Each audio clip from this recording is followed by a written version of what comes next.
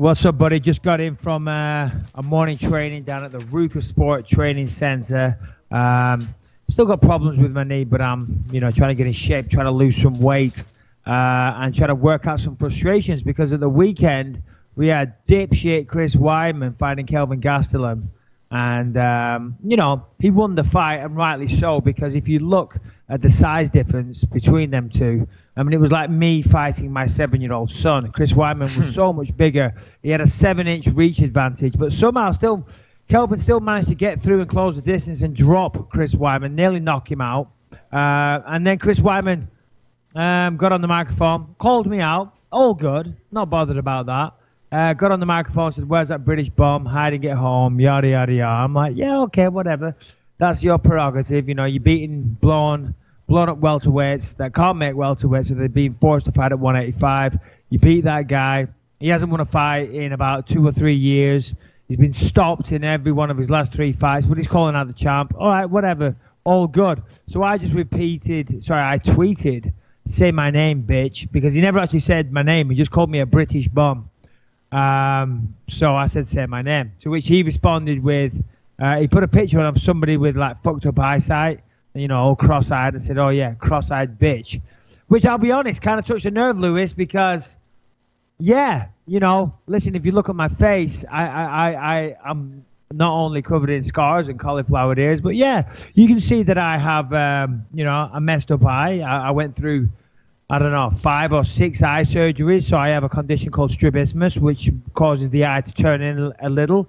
And I just think, really, Chris Weidman, you should be ashamed of yourself for a guy that talks about God, for a guy that talks about being a role model, for a guy that talks about being a Christian and tweets pictures of himself at fucking church, like the moron that he is, like the guy that the first thing he says on the microphone, "Oh, glory to God."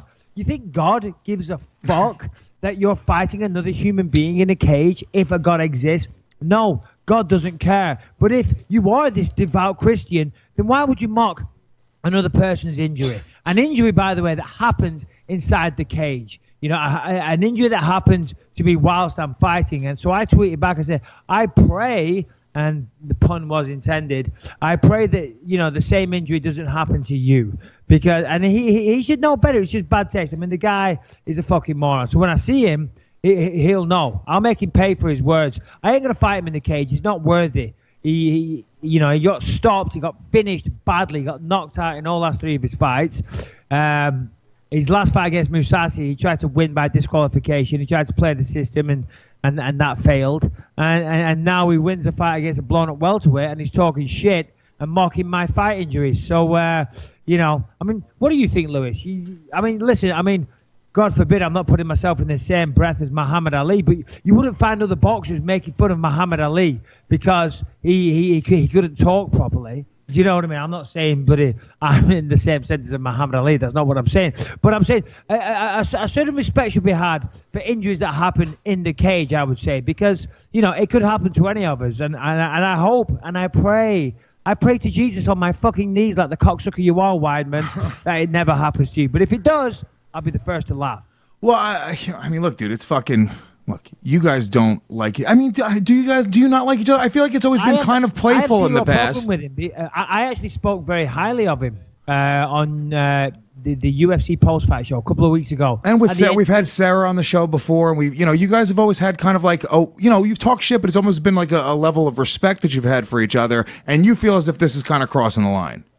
Yeah. Well, I mean, listen, who cares ultimately whether or not it's crossing the line or not? Yeah, it pissed me off, of course. And so when I see him, here's the difference between me and Chris Weidman. Chris Weidman's an athlete. Chris Weidman is, he's a God-fearing individual. He goes to church on a Sunday. I don't go to church. And when I see him, I will listen. I'm not a thug, but you want to feel that you can just tweet out whatever you want. All right, cool. We'll see about that. When I catch up with you, you fucking pussy, we'll see about it. We'll see who the real man is then. Chat shit, get banged, mate.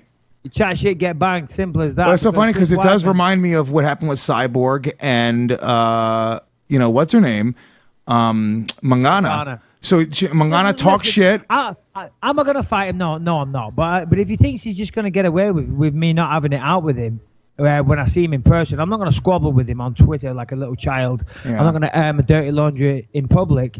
But I will be having choice words with that fucking asshole when I catch up with him. And I won't be fighting him in the cage anytime soon because he just got finished 3 times in a row. Bearing in mind, though, I should have expected this because Chris Weidman has a habit of laughing at people's injuries and celebrating them. I mean, let's remember, he defeated Anderson Silva via a technical leg break, a leg check that he was working on for a long, long time. I mean, come on.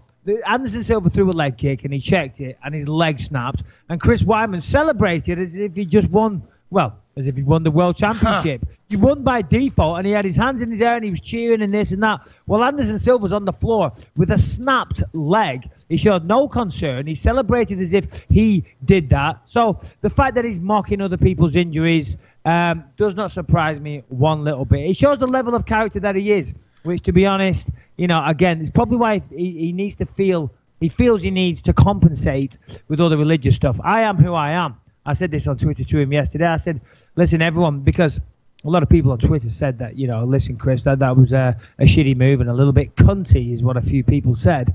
And I agree. And he's like, no, everyone loves me. I said, no, they don't, mate. I said, he's looking here on Twitter like everybody disagrees with that. I said, listen, not a lot of people like me, but I accept that. I live that. I own that. I don't care. He's the needy, desperate one that is begging everybody to be his fan. He's got his dad in there begging him, that's my boy, that's my boy. I said, you need to put your dad on a leash because it's getting a little bit embarrassing, okay? Begging everybody to be your fan. The train's leaving, the train. Nobody wants to be on the fucking train, Chris, okay? And if they did, they'd be on it by now. You don't have to beg people to be your fan. Chris Weidman, get a grip.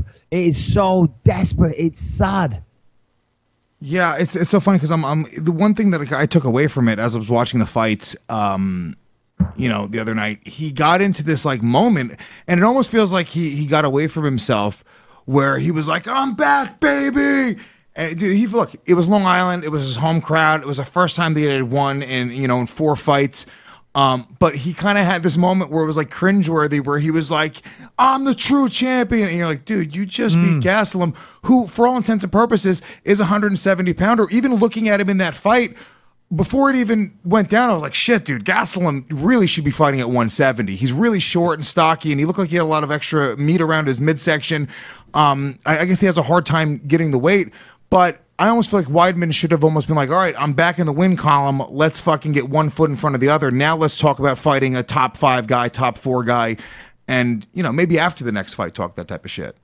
Yeah, exactly. One step at a time, I think is what you're trying to say there. Yeah. I mean, listen, no disrespect to Gastelum. Great fighter. Been on a good roll recently. But everybody knew, including himself, that he was too small for the weight class. You know, he even talked about going back down to 170. Gastelum is a victim of the MMA weight classes. You know, obviously in boxing, there's there's a different weight class every few pounds. You know, 150, 154, 157, it just goes on and on and on. MMA, you know, you got 155, 170, 185, 205. There's a 20-pound jump there. And Gastelum's one of those guys. He's kind of a victim, so he's probably a little too big for 170, but he's not big enough for 185. And Weidman goes out, gets that victory. Of course, as we said, first one in 4 fights. He got stopped badly in all his other fights. And to be honest, he never really impressed me. I mean, prior to being the champion, I mean, this is Chris Weidman's run to being champion. Jesse Bongfeld. You know who Jesse Bongfeld is? Yeah, I know the name. I don't know him. Oh, you know the name? Jesus Christ, because I don't. Damian Maia, but that fight was the worst fight you'll ever see. Mark Munoz, and no disrespect to Mark Munoz, but he was never in title contention. And then he fights Anderson Silva. Anderson Silva acts like an asshole, gets knocked out. He beats Vitor, when Vitor, you know, we're talking dad bod Vitor here. We're not talking powerlifting champion Vitor on TRT. And then the first time he fights somebody decent in Rockhold, he gets beat. And I said that all along. I knew he would get beat. Well, there's also a correlation between the UFC banning TRT and bringing in USADA and the fall of Chris Weidman. There's a little bit of speculation, and I would never point a finger. Well, no.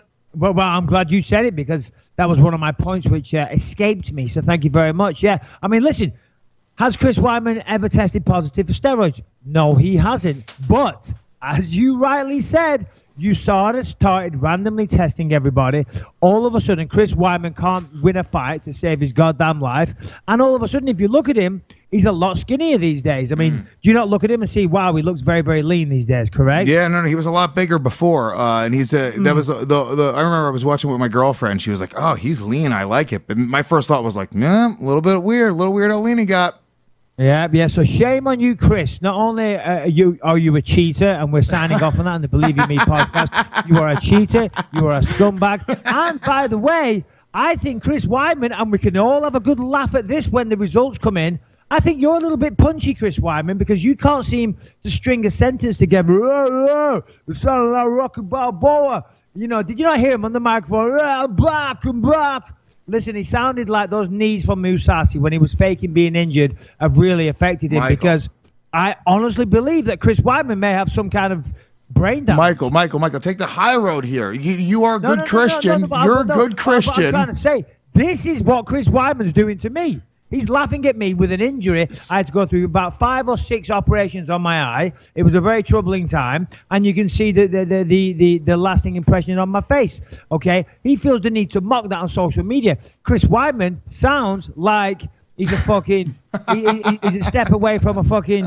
I don't know. He sounds like a dime bar, to use a fucking English expression. You know, he definitely isn't dealing with a full pack these days. No, you're certainly not the sharpest knife in the drawer. You're above it, Michael. You're above it. What would Jesus do? He would not be saying this about Chris Weidman right now. Jesus would turn the other cheek and then take 2 loaves of bread and feed 5,000 people and then walk on water. Okay. Chris Weidman can't do any of that. Yeah. And Chris Weidman can't speak properly. Have you not noticed the way he speaks these days? It's also a New York thing. We kind of can't speak properly here. No. He's definitely punchy, man. All right, maybe Chris Weidman, get a CT scan, get an MRI scan, whatever it is they do. Take a scan. Get your brain checked, buddy. Get your brain checked. And I hope and I pray and I'm on my knees, you know, and I'm praying that you don't have brain damage. But if you do, go fuck yourself. Okay. That's literally in one sentence. Without pausing, you contradicted yourself. You said, I pray you don't have brain damage, but if you do, go fuck yourself.